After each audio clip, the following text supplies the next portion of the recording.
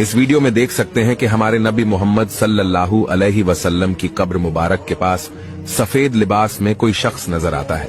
इस सुनहरी जाली के पीछे हजरत आयशा रजी अल्लाहु अन्हा का कमरा है, जिसमें हमारे नबी की कब्र मुबारक है। इस सुनहरी जाली के अंदर कोई नहीं जा सकता, लेकिन कुछ ही दिनों पहले जब लोग इस जगह की जियारत कर रहे थे तो किसी के कैमरे में यह वीडियो रिकॉर्ड हो गया, जिसमें इस सुनहरी जाली के पीछे सफेद लिबास में एक शख्स नजर आते हैं। कोई कह रहा है कि यह हजरत जिब्राइल अलैहिस्सलाम है और कोई कह रहा है कि यह हजरत खिजर अलैहिस्सलाम है।